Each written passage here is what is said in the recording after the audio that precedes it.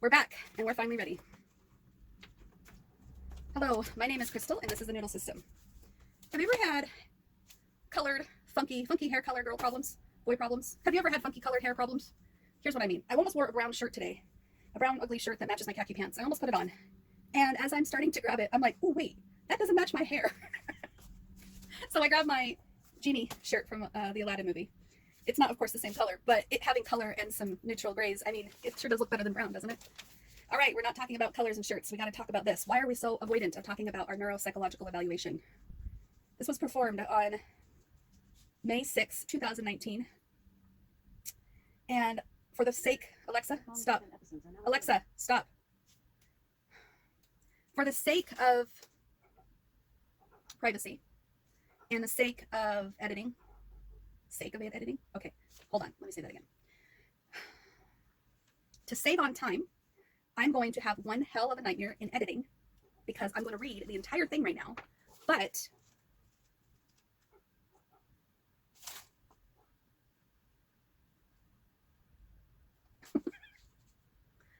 in editing, I'm going to cut out the parts that either seem irrelevant or TMI. So I don't want to stop the flow of my reading as I'm reading right now. So I'll have to stop the flow of my reading during editing. So here we go. We'll see how long this takes. Okay. Crystal was referred for a neuropsych eval by this doctor. Crystal was informed of her limits of confidentiality. This report is based on a clinical interview, neuropsychological testing, symptomology, and personality testing, behavioral reports from Crystal and her husband, and behavioral observations obtained during testing. History of complaint and reason for referral. Crystal reported that she is seeking evaluation for diagnostic clarity. Crystal reported her primary concerns at present are to figure out if there is something wrong with her personally or if there is a problem in her marriage. Crystal reported that she feels she is highly sensitive to the point where she cannot emotionally cope with events. She feels she reacts very strongly to most situations, but not all, and that she is either doing extremely great or doing extremely bad. She attended an IOP in 2015 due to depression at work. During the 6 weeks period, she was shown there were many emotional abuse events occurring in her relationship. Let me try that again. During the 6-week period, she was shown there may be emotional abuse occurring in her relationship. So I just want to put a caveat in this because as someone that's suspecting OSDD right now, I think it's important that I make note for myself because I've had this evaluation tomorrow. I remember being in IOP, and if you don't know what IOP is, it's intensive outpatient therapy. That's where I went into a group therapy setting twice a week for 6 weeks, and that therapy session each time was about 2 or 3 hours. So that's 6 hours of therapy a week. Granted, it's not individual therapy, it's group therapy. And so everybody got a chance to speak, and I fronted Yellow quite a bit, looking back on it. And I think Yellow was so protected. She had absolutely no idea about the other noodles, and the other noodles only came out during the emotional abuse. And then when I started getting bullied at work, there was stress at work, and now I had no safe space. Yellow and Orange couldn't do their job at work. I was not myself. That's when the first inclinations of trauma memories, and it wasn't a normal situation for me. I didn't know what the heck was going on.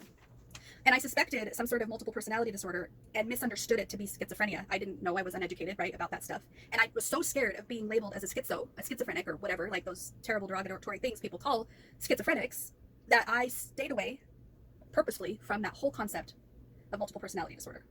I didn't do very much research at all, but I do remember thinking, this might be, no. Why don't I just read this? Because I want to talk about this real quick. Okay, so what I wanted to say was, when it was pointed out to me in group therapy, IOP, that I might be emotionally abused in my marriage, Yellow Noodle didn't want nothing to do with that, because that's not the truth for her. That's not what she's experiencing. But some other noodles woke up and were like, yes. Come on, listen, Crystal, listen. And it was like, no, I'm not going to no. And so ever since 2015, it's been an extreme battle between noodles. Shutting them up, speaking up, shutting up, speaking up. And it's taken a long time for Yellow Noodle to get on board with speaking her truth. That's all I wanted to say. All right. Mrs. Crystal reported that she has experienced persistent depression most of the time. Noodles. But much worse in situation where there is the slightest bump in the road, triggers, right? Trauma, tapping into. When there is a minor fight or work stress or stress with her son at school, she will enter a very low phase She will enter a very low phase, which lasts several days. During those phases, she does much less than normal.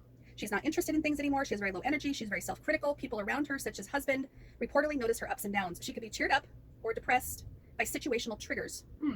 And the swing in her mood is extreme. It looks like a mood swing, but maybe it's a personality shift. What do you think? She reported she felt there was a correlation with her menstrual cycle. However, over time, instead of monthly, these swings occurred weekly and then occurred daily. Her mood has swung worse due to marital distress, but mood swings would also occur as a teenager and in her 20s prior to marriage. This tells me that it's not marital abuse, emotional, physical, or otherwise, because I do have symptoms and signs and stuff that pointed to multiplicity long before I met my husband. Now, do I think my husband interfered with our integration? Heck yeah. I think we could have been happy as a solid rainbow noodle system that was doing our best to hold our past in the dark and not let it come up. We did pretty good. I don't know if that's integrated, but we did pretty good keeping everything in the past. We forgave parents. We were done. We moved on. But we didn't heal, obviously. And so when husband would say things or yell or, yeah, it wasn't good. And it would be like popping a button out of place or popping something that made us go, and then it was like chaos in the system. And we had to take days, sometimes weeks, to sort it back all up and put it under the rug. So here we are struggling as this out of whack system because he's triggering past things that we thought were buried. So he helped dig things up out from our past, but we also became Kathy when things would get difficult. Kathy was our protector mask that we programmed to. She was a synthetic front. She was a synthetic personality that we purposely used to basically show people who we are by giving them what they want. I'm taking forever. Okay. Crystal reported that she was previously treated for bipolar spectrum disorder. However, she denied having the extreme highs in her mood. She reported that she does become very emotional very easily, but denied impulsive behaviors, denied racing thoughts, denied risky behaviors, but can become angry when she feels she loses control, by which she meant crying or being too strict or losing her temper with her children instead of with her husband. And then it talks about medication. For the last month, her mood swings have mellowed. She states she is very fatigued, gaining weight, does not like the feeling of being numbed. She does not like having lost her happy feelings. She's tried other medications over the years, including Wellbutrin. The doctor told her that she could stop taking this Wellbutrin. And between December to March, noticing feeling chill and less anxious several weeks after beginning it. Over time, however, it felt less effective. She was worried that she was medicating the marriage, not the psychological problem. Prior to her medication, she felt that she was not in control of her mood and her emotions, and that she can look back and realize she should not have done or said a thing. I don't know what that's about. Medication, she felt like she was not in control of her mood and emotions. That she can look back and realize she should not have done or said a thing. She feels her mind can be swayed and changed easily. She reported significant marital distress for the entire marriage of 13 years. She reported that she can be very controlling. Thank you, Red Noodle. And she does not want to be anywhere with another man for fear of cheating. My husband fears that I might cheat on him. That is Teal Noodle, who's extremely fearful of that. She stated that he is very jealous. However, she is also relatively codependent. Teal Noodle. This has occurred the entire marriage, but it's getting worse over time, adding more restrictions to her behaviors. That's true.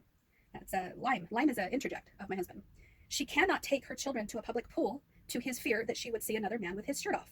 She attended therapy for the last 18 months to try to address boundaries.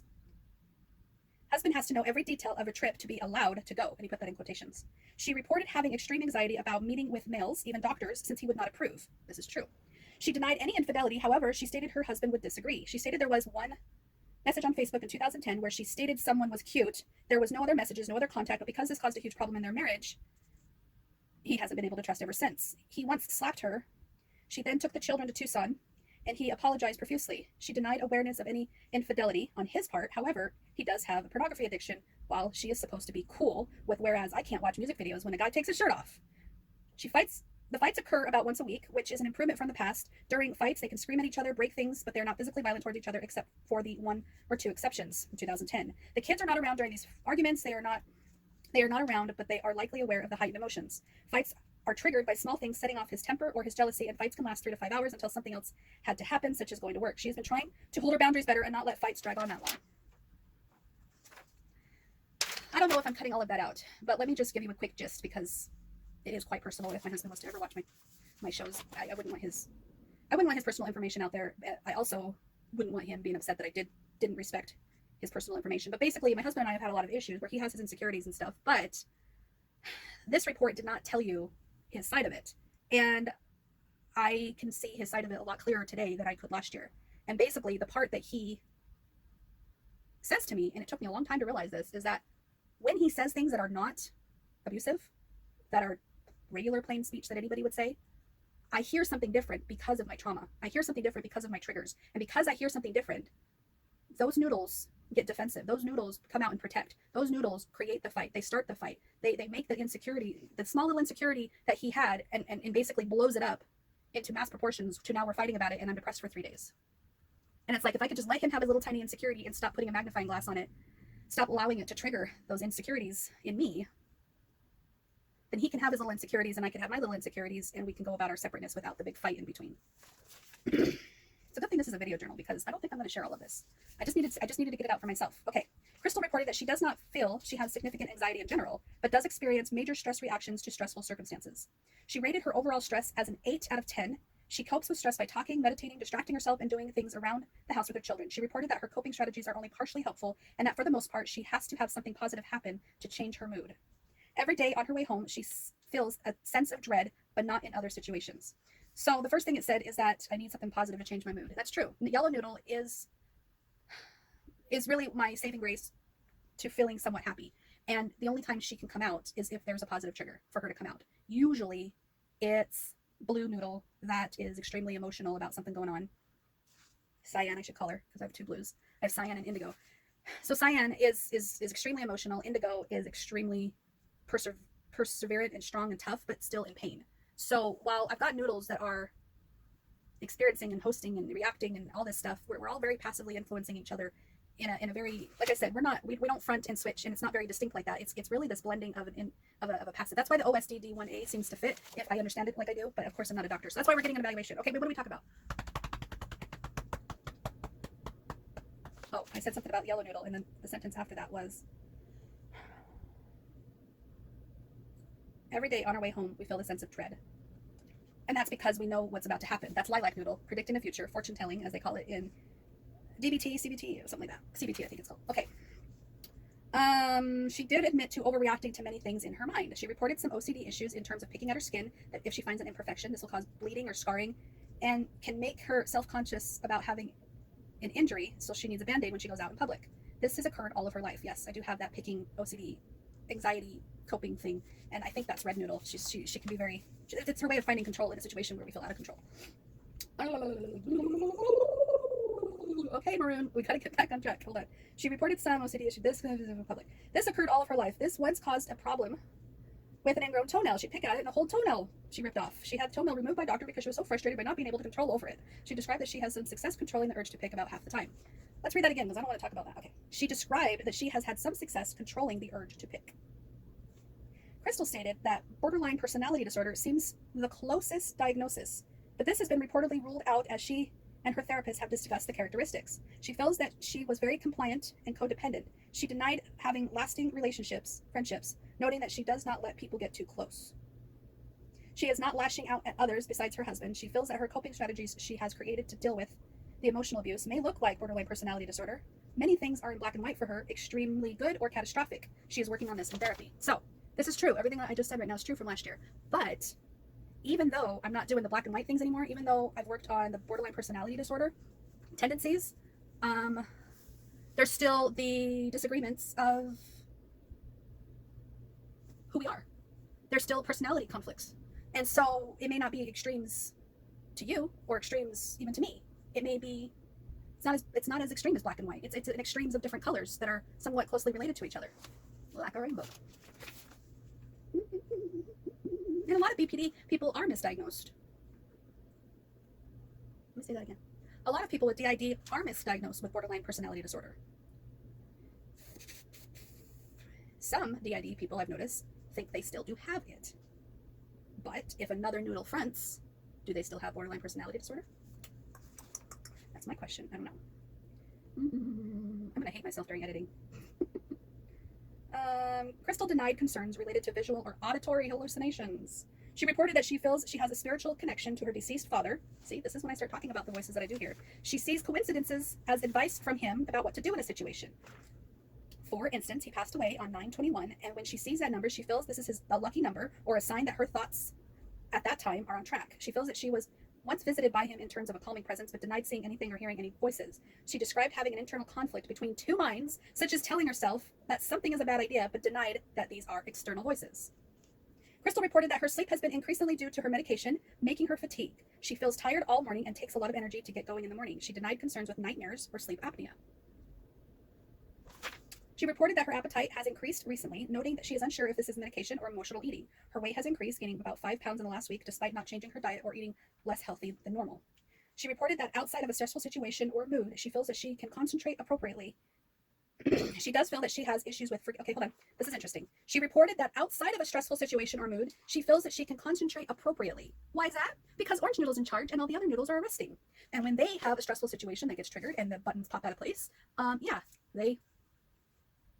she ain't doing so well anymore, right? That's what it looks like anyway. We ain't doing so well as a system when a button pops out of place. I like that analogy.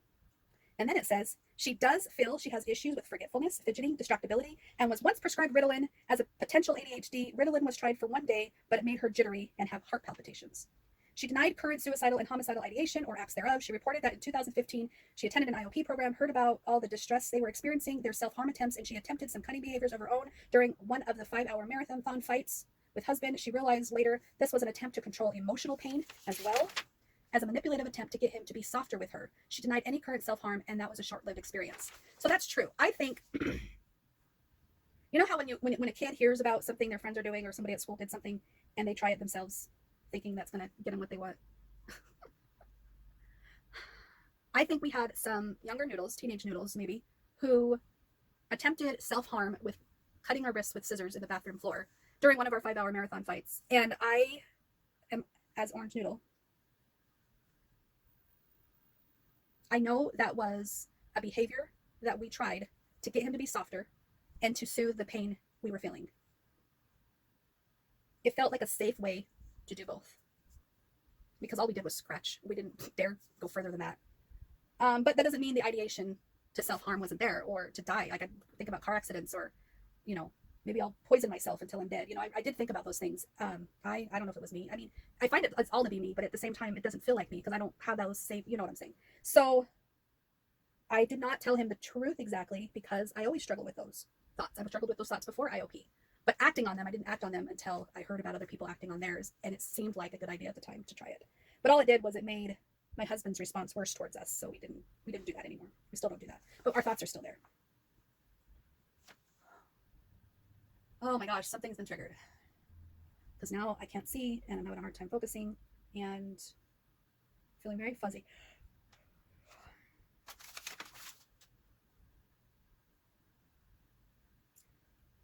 Crystal was born and raised in Utah. Her parents divorced at the age of 7. They shared custody until age 11. At age 11, mother left to Arizona to be with another man, and she stayed with her father in Utah. At age 15, she moved to live with her mother. She moved to Arizona to live with her mother. Her father passed away at age 17. She felt the majority of her raising was done by her father and stepmother. She reported that she was told mean things about her father by her mother, and she felt she had to go along with that to be with her mother. Her mother's household was relatively carefree, but her father's house had many clear rules and appropriate boundaries. That's an interesting way of saying it. Crystal reported having 5 sisters and 2 brothers, of which she is the oldest. She stated she is very accepting of her siblings and tends to be the glue that holds them together. She can empathize with them when interacting with them, but feels that she has a difficult time being true to herself, since she is much of a chameleon, taking on the person she is talking to. That is when I go into my magic bag of noodles and pull out which noodle needs to be that noodle for the day for that person that I'm interacting with. I called it schizophrenia, but my dad did not have schizophrenia. It says Crystal reported a family history of schizophrenia. That's not true. Manic depression, that's true. Codependency, cancer, depression, ADHD, and potential anxiety. Crystal reported that she has historically, this is a long thing. I don't want to do this anymore. Why are we doing this? I don't want to do this. Let's just do it. We gotta do it. We gotta do it. We gotta get through it, because we have this appointment tomorrow. So we're not doing it for them. We're doing it for us. We need to know what this says, because that's what he's going to be reading. He's going to be reading what he typed for us last year. So we need to have it in our memory, so that no matter what noodle comes up tomorrow, we know what he's got there. We know what he's going to be comparing things to. And so we can... I don't know why it cut out.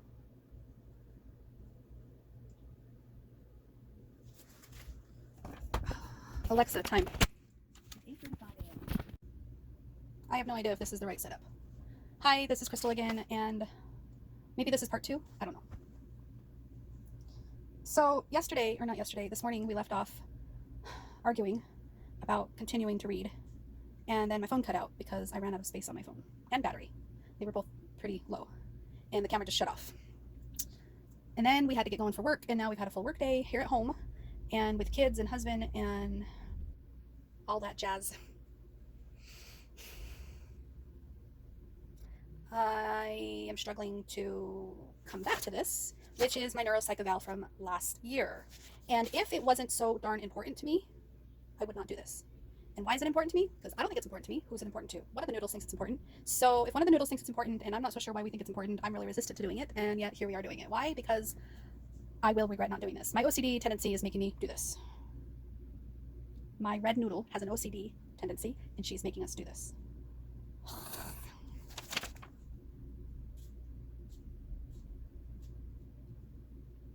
Let's continue, shall we? Crystal reported that she was born and raised in Salt Lake City, Utah. Her parents divorced at the age of 7, and they shared custody of her until age 11. At age 11, her mother left to Arizona to be with another man, and she stayed with her father in Utah. At age 15, she moved to live with her mother, and her father passed away at age 17. She felt that the majority of her raising was done by her father and stepmother.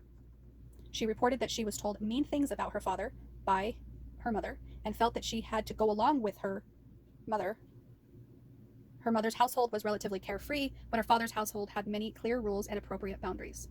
It's a very interesting way of saying that, because depending on which noodle you're talking to, there's different perspectives of that same childhood.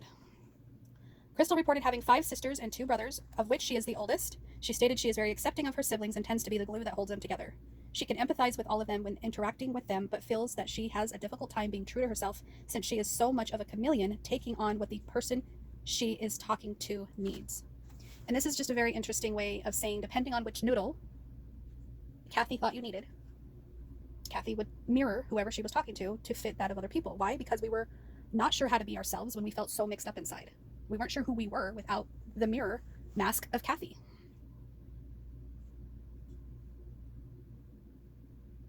Again, I don't know if I'm sharing this on my page. And if I do end up sharing this on my YouTube channel, I am probably going to edit out a lot. But I need to get prepared for our appointment tomorrow. And if I don't do this, then I won't have an understanding of what the record, what record they have of me from last year. Stupid trigger. Come on. There we go. Social history.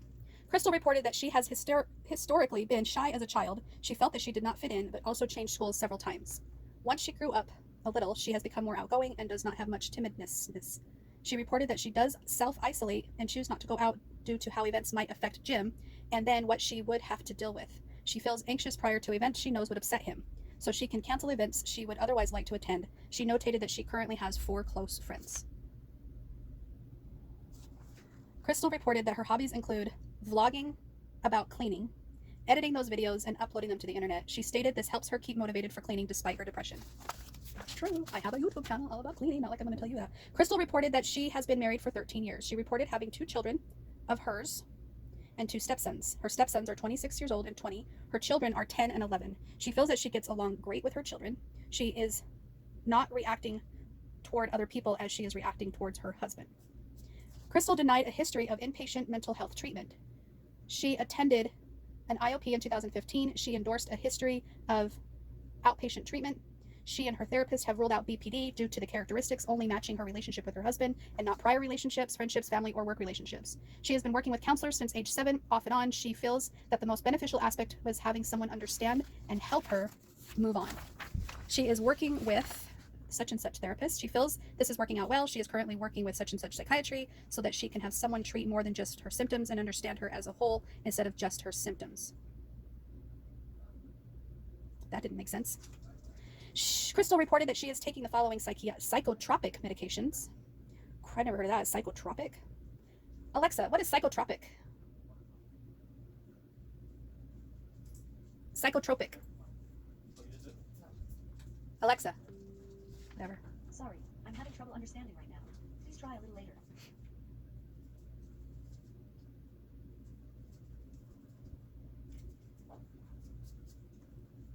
Crystal denied the use of cigarettes, drinks alcohol maybe once a year, and denied other drugs or substance abuse. She denied any coffee or caffeine for about a month, notating that since starting, she has been trying to monitor her diet, sugar, cream, blah, blah, blah.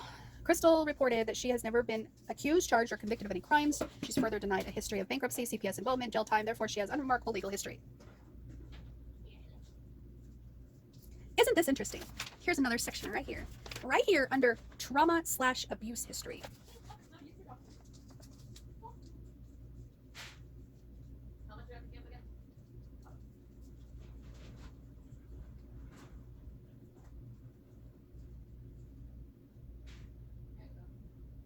This is interesting. It says trauma and abuse history. It's a super, super short sentence. It says Crystal denied suffering from any form of physical or sexual abuse.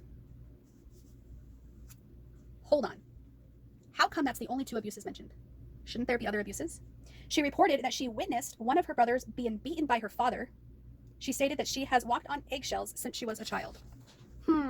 Here I am getting an evaluation, and don't you think a psychiatrist of some sort would probably say something like, well, that's traumatic. To witness your brother get beaten can be a traumatic experience. Trauma/abuse history, to watch your brother get physically abused. Here's what's really sucky about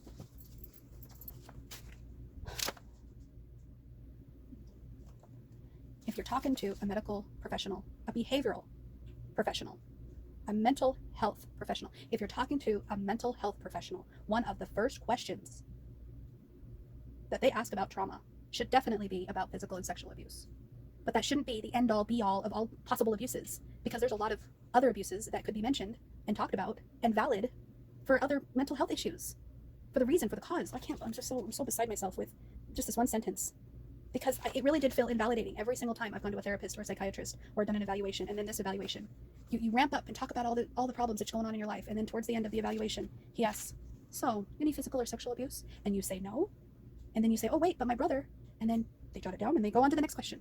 It's like, yeah, I guess it's not that bad, because I didn't actually get physically abused myself, and I didn't actually get sexually abused myself. And yes, those are terrible, and kids shouldn't have to go through that stuff. But there were other things that I personally witnessed and went through: emotional abuse, psychological abuse. And then it doesn't help matters that my current situation mirrors that a lot, like my childhood. So no, I'm not okay with just those 2 questions. There should be more to abuse questions than just those 2 questions. I shouldn't have to say, yeah, but. You should say something like, okay, have you ever witnessed abuse? Have you ever been made to feel guilty when you couldn't speak your truth? Have you ever been told over and over again of names and name calling? Like, there should be a whole gamut of questions about abuse, not just those 2 questions. Abuse happens and trauma happens in all kinds of ways. How come you didn't mention if I've ever been in a freaking tornado or a hurricane or horrific car accident? Those are traumas too. Why should this abuse thing just be, And it talks about my grades and my employment. I'm military, never been in military, so get to write that one off. Here is his last little bit that he wrote, and obviously I'm already irritated because I just read the first sentence. Crystal arrived 25 minutes late for the intake interview. She was self-driven. If it's okay, if it pleases the court, it's not that I had a good excuse, but I was at another doctor's appointment that ran over, and I had to rush across town and got there as quick as I could. And on my way, I asked if it was okay that I was running late, otherwise I could reschedule. I didn't know that other doctor's appointment was running late as well. I had to take a day off to do all my appointments, and I thought I scheduled enough time in between, but apparently not. So yeah, that was my fault, and yeah, I felt bad, but at the same time, I did call and tell him ahead of time that I'm running late. Do you want me to reschedule? I feel really bad. So to put that as one of the first sentences of this paragraph makes me mad. Crystal arrived 25 minutes late for the intake interview. She was self-driven. She appeared of average height and above average weight. Well, that's a nice way of saying I'm fat. An above average weight. She was casually and appropriately dressed. She appeared to maintain appropriate personal hygiene. Crystal expressed initial anxiety about having a male interviewer due to concerns noted above, and she was therefore scheduled with a female psychometrist for testing. Crystal's mood was euphoric and her affect was anxious. Her behaviors were within normal limits. Her speech was normal rate, pitch, volume, and tone. After initial surprise of a male intake clinician subsided, she was pleasant and participatory in the interview. Crystal did not appear to have any involuntary movements and or tics. Her thought processes and content appeared within normal limits. Her thought processes and content appeared within normal limits. There was no indication of tangentiality or preservation of thought. I don't know what that means. There was no presence of perceptual abnormalities and or delusional disturbances. Crystal knew who she was and where she was at the time of the interview. Her judgment and insights were fair and was her recollection. Crystal appeared to be a good historian. Well, what do you know, little host noodle there? Whoever was hosting that day was very good at making sure we appeared normal. That's what we freaking do. We are really good at appearing normal as we can.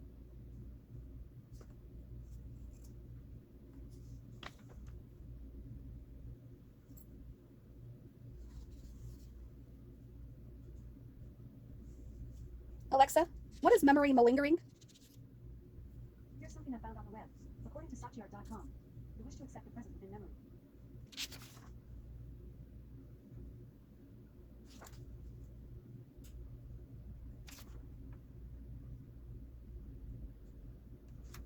Okay, I guess the regular stuff after this is all about the testing and my results. I scored average on verbal comprehension, average on perceptual reasoning, average on a full scale, whatever that is, a full scale something, and average on general ability index. And there's also a superior processing speed, measures speed and accuracy in completing graphomotor processing tasks, visual motor coordination, and cognitive flexibility. I got a superior score in that. But the thing that made me interested was working memory. Measures attention, concentration, short-term auditory memory, ability for maintaining 2 or more lines of thought simultaneously in immediate memory in order to use that information to solve a problem, ability to think ahead in order to self-direct behavior depending on situation and context. That was low average. I got low average in that. I also got low average in visual puzzles, measuring visual processing and fluid reasoning. I got low average in digit span arithmetic. Average in pretty much everything else. Superior in coding. High average in symbol search. High average in block design. So my visual, I don't know, maybe not, because my visual puzzles were low. I don't know. Maybe there was different noodles going at different things. I don't know. This is all comparison. Digit span. Anxiety pattern. I showed anxiety pattern with 1 minute estimation. So anyway, here's the results that they said. Crystal validity scales indicated she showed consistent responding, suggesting she was deliberate in her approach to answering the questions. However, over-reporting of psychological dysfunction is indicated by considerably larger than average number of infrequent responses. This level of infrequent responding may occur in individuals with genuine severe psychological difficulties who report credible symptoms. However, for individuals with no history or current corroborating evidence of dysfunction, it most likely indicates over-reporting. She also showed significant over-reporting of unusual symptoms. This may be due to exaggeration or severe psychopathology. She showed mild or over-reporting of combination of somatic or cognitive symptoms. This could be also due to mild over-reporting and should be interpreted in light of this condition. She endorsed extreme memory complaints. These complaints may be related to emotional distress or exaggerated pathology. Looking at the performance validity measures overall, her performance on this test instrument appears to be exaggerated or over-reported compared to general population. However, compared to population of persons diagnosed with a thought disorder, her validity scores are commensurate. In addition, her personality profile overall is consistent with a person diagnosed with a thought disorder. Alexa, what is a thought disorder? According to Wikipedia, a thought disorder is any disturbance in cognition that adversely affects language and thought content, and thereby communication. A variety of thought disorders were said to be characteristic of people with schizophrenia. A content thought disorder is typically characterized by the experience of multiple delusional fragments. The term thought disorder is often used to refer to a form of thought disorder. Alexa, repeat that. I switched. Sorry, there is nothing to repeat. Alexa, what is a thought disorder? I switched and I didn't hear that. According to Wikipedia, a thought disorder is any disturbance in cognition that adversely affects language and thought content, and thereby communication. A variety of thought disorders were said to be characteristic of people with schizophrenia. A content thought disorder is typically characterized by the experience of multiple delusional fragments. The term thought disorder is often used to refer to a form of thought disorder. Well, this is probably going in the trash. Personality profile indicated that she reportedly experiencing significant physical health problems. She may be excessively preoccupied with bodily concerns and probably present with a diffuse set of health concerns. She may complain with fatigue, weakness, chronic pain. She endorsed experience head pain, vague neurological complaints, and a diffuse pattern of cognitive difficulties. Additionally, her responses indicate a serious thought dysfunction. Individuals with the score experience a broad range of symptoms and difficulties, including disordered thinking, delusions, hallucinations, unrealistic thinking. Individuals with the score need to be evaluated for disorder associated with thought dysfunction. She may feel mistreated and picked on and may have significant difficulties forming trusting relationships. Her endorsement of symptoms is likely characterized by paranoid thinking that she may be symptomatic or of a schizophrenic or delusional disorder. Alexa, what's a delusional disorder? According to Wikipedia, delusional disorder is a generally rare mental illness in which a person presents delusions, but with no accompanying prominent hallucinations, thought disorder, mood disorder, or significant flattening of affect. Delusions are a specific symptom of psychosis. She endorsed frank psychotic symptoms that may include visual or olfactory hallucinations, bizarre perceptual experiences, and delusional beliefs involving thought broadcasting. Alexa, what is thought broadcasting? Thought Broadcasting is a 2017 documentary starring Claire Occasion, Alan Creedon, and Adele Jordan. A psychotic state of mind, entangled in an interconnected world. Its runtime is 0 hours, 19 minutes. Alexa, what is the definition of thought broadcasting? In psychiatry, thought broadcasting is the belief that others can hear or are aware of an individual's thoughts. Yeah, I do think I can hear my husband's thoughts. Like I know what he's thinking. I do have thought broadcasting. Lime Noodle does. Okay. She may be likely to manifest impaired reality testing, unusual thought processes, perceptual phenomenon, and be alienated from others. Alexa, what is perceptual phenomena? Here's something I found on reference.com. Perceptual constancy refers to a person or animal's ability to see different sizes, shapes, or brightness without having to reevaluate or reinterpret the properties of the image or object. Alexa, stop. Crystal's profile indicated a significant level of emotional distress. She may describe herself as discouraged and generally demoralized, insecure, and pessimistic, as having poor self-esteem, possibly a sense of patienthood. Being demoralized, she may expect to fail or believe she has failed in various aspects of her life. She may be experiencing significant emotional discomfort and a sense of helplessness, and report feeling overwhelmed and feeling incapable of coping with her current circumstances. She endorsed current suicidal ideation and a history of suicidal ideation and attempts. She is preoccupied with suicide and death. She is currently feeling helpless and hopeless and is at risk for suicide attempts. Suicidal ideation may be related to feeling hopelessness. She may believe she cannot change her problems and she is incapable of reaching her life's goals. She believes she is getting a raw deal from life. She feels hopeless and pessimistic and lacks motivation for change. She reports feelings of uselessness and lacks confidence. Individuals with those scores often feel inferior and insecure, herself disparaging, and are prone to rumination and often intropunitive. She endorsed being passive, indecisive, and infatuous. She is unlikely to be self-reliant and often passive. She may be at an increased risk of experiencing anxiety or developing anxiety disorders. She tends to ruminate and worry a great deal, is sensitive to criticism, perceiving negative appraisal from none offered. She may experience excessive guilt and insecurity. She tends to brood and become preoccupied with her self-perceived failures. She indicates an above average of level of stress worry, endorsed by anger-prone. Individuals with this score are often inhibited behavioral because of negative emotions. She's also endorsed episodes of heightened excitation and energy levels.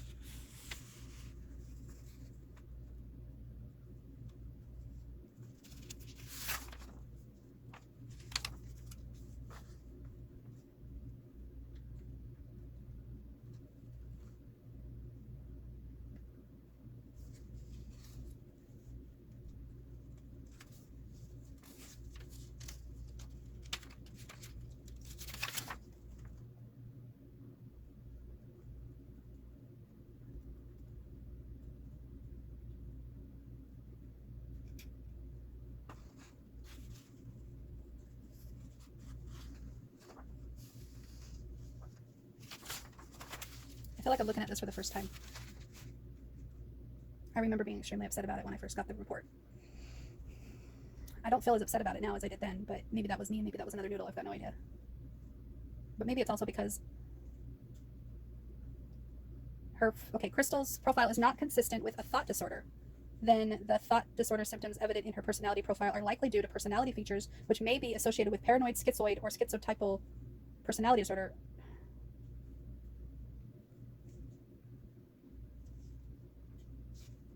See, here's the thing, is that 500, I did a personality test, it was like 500 questions, and it took like an hour to do, 45 minutes or something like that. And we switched several times because there was triggering questions, and some of us were like, no, yes, but we didn't know. We didn't honor each other as separate. So it was just a very conflicting test because I was arguing in my head with what the answer is. And it's like, well, depending on this, and well, maybe this, and what about that, and fine, what answer are we going to use? So I had a very inconsistency in my results, and I really made them think that I was over reporting and stretching and malingering, I guess. I don't know what their initial thoughts were, but then once they studied it harder, they basically just took whatever stood out the biggest and they called it a paranoid personality disorder. As you can tell, this is probably such a all over the place video, and I really don't know if I'm going to post it, but I just needed a journal and I needed to get it out. And so now that I have, I'm going to let y'all go. Do I know what I'm doing tomorrow? Heck nope. But at least we have the information in the noodles. All right, I'll talk to you later. Bye. I don't want to make a YouTube video. You see how my hair is all messed up? That's what happens when you bleach it too much. That's what happens. I don't want to make a YouTube video. So why are we on here? We're just doing some video journaling. So are we going to share this? I don't know. We want to go to sleep. We're really tired. Not sure if we posted the video before this one where we're talking quite a long time. We've had a rough day today because we're really nervous about the appointment tomorrow. And we've been posting about it everywhere. We've been posting about it. Facebook and YouTube, and we just want to go to bed and not worry about it, but there's some noodles I need to talk some stuff out. And do we talk things out without the camera? Nope. Why? Because we feel like, I don't know. You know what I think it is when we try to talk to ourselves by ourselves without the camera, we don't remember what we talked about. Some of us do, but I like recording it so I can watch it later. and I do watch them later. So it helps lock it in better. So I record to basically talk to myself. It's like giving myself a video journal. It's very much like the 51st dates thing. It sucks. It sucks to have such a spotty memory of how I was feeling, because I'm feeling some things and I'm going to talk about some things. And then later I'm going to listen to myself going, wow, you felt that way? Oh, I think I can understand why you would feel that way. Wait, I felt that way. It was me. Maybe it wasn't me. Maybe it is me. So there was a moment where I was super confident that it was OSDD, and then it morphed into OSDD1A. And then today I'm right back into denial again. And what happened? Why did that happen? I think reading my psych eval and talking about schizophrenia earlier, link in the description or whatever the card is up there, I really feel that reading the psych eval from last year triggered me into this tunnel of denial. And then I watched something from Autumn. I don't know what her channel name is, but she used to have d.i.d, but she's cured or something. And then Entropy System commented and told her she's misspreading information. But what the woman said on that video, what video was it? It was about trying to determine if you have d.i.d. It was some sort of, do you have it or something like that. And she talked about how sometimes we can want something to fit so badly that we can create symptoms of it without meaning to.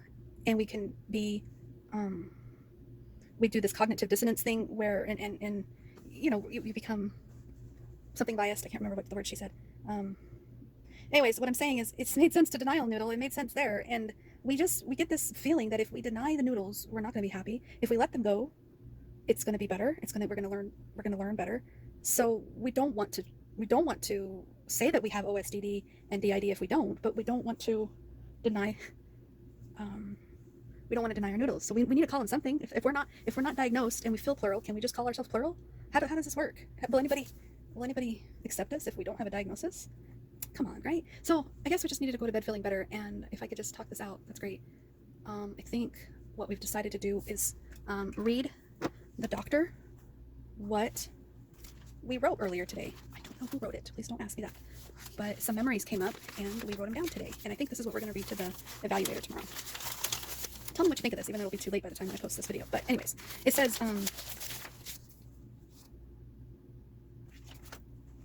I have had moments where I do not feel as if my body is my own, and I am watching my body, my mouth, my hands move without being able to control my movements or stop the words I am saying. After I regained control, I would be depressed for days, trying to understand why I'm so out of control with my emotions. It feels like another part of me takes over, but it doesn't feel like my emotions when I come back. Therapist calls this emotional amnesia. As a kid, I would have conversations with a woman named Jennifer, but Jennifer was only my friend. No one else could see her or talk to her. I was 5 years old. She was my best friend. At 6 years old, I met another woman named Journey. We would go on adventures together, and she taught me how to be brave and strong, and she helped me feel safe. These were my first two friends that I remember that I now see were only voices in my head, but they weren't my thoughts. It wasn't an inner monologue with myself, it was an inner dialogue with these two women. Sometimes out loud, but mostly in my head. They helped me get through the toughest years of my childhood. I never dared to speak about it to anyone, except for the nice doctor lady that my dad took me to one time. She let me color, and she was nice, and she wanted to know about my friends, not just some of my friends at school. She also wanted to know about secret friends, and she made a pinky promise not to tell Dad about those friends. I told her about Jennifer and Journey. I told her about our adventures and how we would hide in safe places when we were scared, and how we would make a plan if anyone should be mean to us. I remember, if anybody goes like this to our mouth, we're gonna lick their hands so they get grossed out. I remember that. I was about six years old. I remember that. And also, I remember thinking if anybody tries to grab their arm or something around our face to keep us from moving or kicking or screaming or something, we can bite them. We can bite their arm. And that was a plan me and Journey made up together. And we felt stronger because we had a plan. And I'll be honest with you, if there was something that happened before that memory, I don't remember it. I don't remember why we made up those memories. I don't know why we remember those memories. I don't remember what.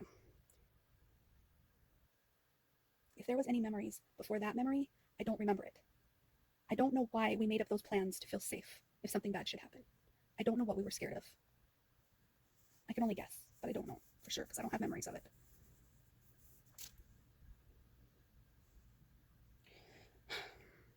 The doctor lady asked me what they looked like, and I told her I don't know. But I told her what I think they would look like because I can see their faces in my imagination. The doctor lady told me that they weren't real, and I told her that I know they aren't real. I know they're inside my head, like angels, and I love them. I don't really remember anything else until later, like when I was older. The rest of my childhood is fuzzy, but I'm sure that's normal for most childhoods. I'm going to see if I can work out a timeline. And then I drew a line down the middle of the paper, and I wrote my age on the right side and age 0 on the left side. And then I put a line down the middle, and I wrote what that would have been in the middle. And I just made it like a ruler, right? And I just started writing things off to the side. I wrote on one left side, I wrote what age the trauma was that it happened, that I know about. And I wrote down the coping age and how the trauma created this coping. I've done a lot of research. I've done a lot of digging and a lot of self-help, self-hypnosis to figure this out. So this is not the stage I'm at because I've done this part. The part now is still trying to accept my noodles. The part now is trying to feel validated with or without a diagnosis. And now that I'm seeking a diagnosis tomorrow and wondering what the eval is going to do for me, I'm trying not to put all my eggs in that basket so that I feel super disappointed, but I have a feeling I will be, even if I try not to be. So yeah. So I don't want to get into all the alters and their trauma and what they are called and what their main objectives are or what their opinions or what I'm not going to get into all that, but I did do all that. Worked it all out, right?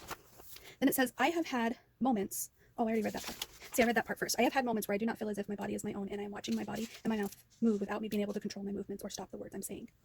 And tonight I just posted a video called Is Depersonalization on a Spectrum? I just posted it tonight. And what's really interesting is there's so many videos between the one I posted tonight and then the one I'm actually recording tonight that it's going to be a long time before you see this video because I'm really behind on my videos. But what I'm saying is I'm watching that video tonight as I'm editing and I'm posting. And even as I'm watching it, I'm looking at myself going, oh, you poor girl. You're searching so desperately to fit in with this community that you're willing to consider depersonalization on a spectrum. See, that's my denial noodle, right? That I'm looking at it harshly and critically, and I'm looking at my past self, which was just a few weeks ago, and how desperate I was for validation, that right now I'm not seeking validation as I'm just seeking truth. If it's not OSDD and if it's not d.i.d, maybe it's something else. And I don't want to minimize what anybody else is going through, but I don't want to be a forcer where I'm forcing things to come out that aren't there, and I don't want to be a denier where I'm denying things to stay hidden that are there. So those are the two extremes, right? So I feel like I'm somewhere in the middle of that and just trying to make peace with that.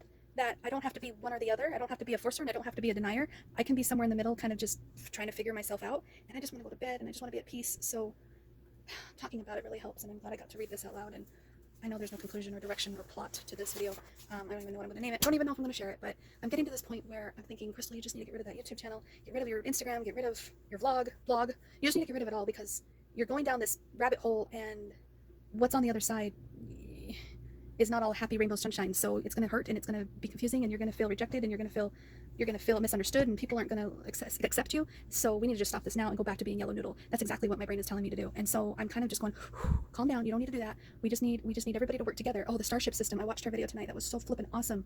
She said something really validating. She said something about once their system realized that they were part of a collective, that nobody was higher or less than, that everybody started to learn how to work together and be a part of one Starship system, not this, well, I'm a god and you're an animal, and I'm a, and I may not have like extraterrestrial beings in my system and stuff like that, but I definitely have some hierarchies and some shy ones and some ones that feel useless and stuff like that. So recognizing that and recognizing what we've been doing for the last few weeks is allowing everyone to have a voice, an equal voice, and letting everyone take a back seat, the ones that are being usually really pushy and really forceful, and letting them take turns. That's been immensely helpful. So I agree with Starship System. I agree with her video that I watched. I think it was from early August that she posted it, maybe. Anyways, we get this point in the video that I'm going to say goodnight, and this has been long enough, and I'm sorry it's so rambly. I feel a little better, so I'm going to go to sleep with some beach sound noises on my Echo device, and I'm going to wake up refreshed. Maybe I'll jump on my trampoline and listen to some puppy music. Maybe I need to just meditate. Maybe I just need to go deep and talk to each noodle. I think that's probably what I'll do, because I don't want to just call out yellow noodle and get the yellow noodle triggered, because she'll probably deny us in therapy, and she doesn't mean to, but she's really good at being oblivious to what's really going on back here, because she's on the outside, and she's like the bouncer, the bouncer of the system, just won't let anybody in. Let me see some ID. Who are you? Yeah, we don't trust you. Go away. that was just an intimidation of a bouncer. Anyways, that's not what she sounds like. Okay, I think I'm babbling long enough. I'll talk to you later. Please comment below, because I really, really, really, really, really want perspective. I want understanding. I want a multitude of understandings. I don't want just mine, because mine I don't trust. I feel it's awfully faulty sometimes. But it's not. We are super, super smart about who we are, so we need to stop degrading ourselves like that. We are awesome most of the times, but we still would love your input. We still love your comments. Thank you so much. Talk to you later. Bye.